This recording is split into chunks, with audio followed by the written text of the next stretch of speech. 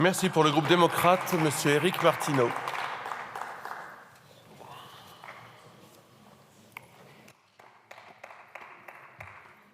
Merci.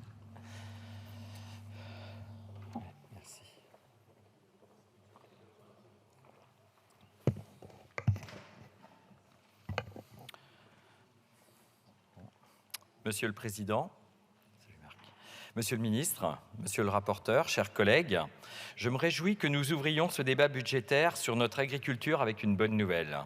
Ce budget est totalement inédit. Inédit par la hausse qu'il connaît, cela a été rappelé, plus 23% en crédit de paiement par rapport à la loi de finances initiale pour 2023, qui avait elle-même été consacrée une hausse des crédits d'1 milliard d'euros l'an passé. Avec près de 25 millions d'euros de fonds nationaux et européens, la France confirme donc sa volonté de demeurer un grand pays agricole. Inédit aussi parce qu'il traduit à la hauteur d'1 milliard d'euros l'engagement du gouvernement de faire de ce mandat un quinquennat écologique. Avec le plan pour l'agroforesterie et les haies, une vraie stratégie pour réduire les produits phytosanitaires ou le subventionnement du diagnostic d'émissions carbone au moment de la transmission des fermes sont autant d'objectifs essentiels pour assurer la pérennité de notre agriculture en France. Ce budget pose ainsi des bases solides pour permettre à nos agriculteurs de réussir la transition écologique et d'atteindre les objectifs que nous nous sommes collectivement fixés à l'horizon 2050.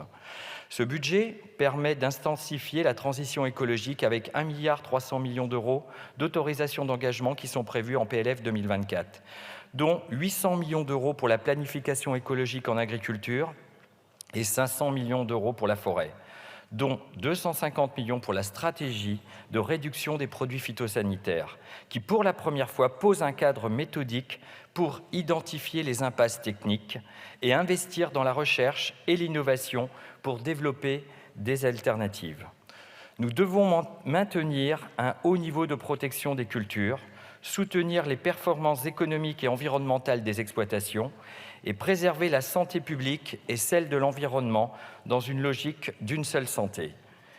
Inédit aussi, car, Monsieur le Ministre, l'intitulé de vos fonctions comporte la notion éminemment importante de souveraineté alimentaire. Et sur ce point également, ce budget permet de nombreuses avancées. Je tiens à saluer tout particulièrement le plan en faveur de la souveraineté alimentaire qui mobilisera 200 millions d'euros. Il constitue en quelque sorte la suite de ce qui a, dès cette année, été fait pour la filière fruits et légumes dans le cadre du plan de relance, avec l'objectif élevé de gagner 5 points de souveraineté en fruits et légumes dès 2030.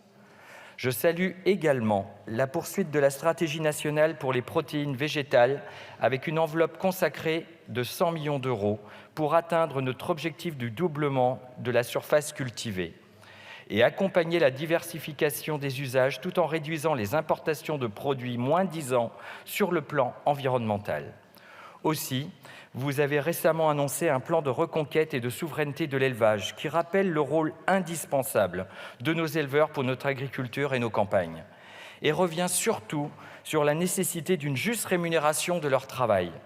À l'heure où cette filière entrevoit des difficultés de vocation, il sera, je pense, utile de revenir sur ce point durant nos débats. Nous avons besoin d'élevage en France. Sans élevage, il n'y a point de fumure pour nos sols et les cultures végétales en souffriraient.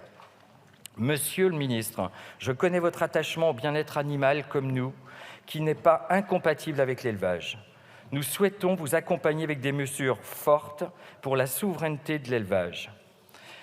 Si ce budget porte de fortes mesures environnementales, comme annoncé par le Président de la République en septembre 2022, l'année 2024 nous permettra également d'examiner le projet de loi d'orientation agricole qui reviendra sur 2 priorités, l'orientation et la formation, ainsi que l'installation et la transmission.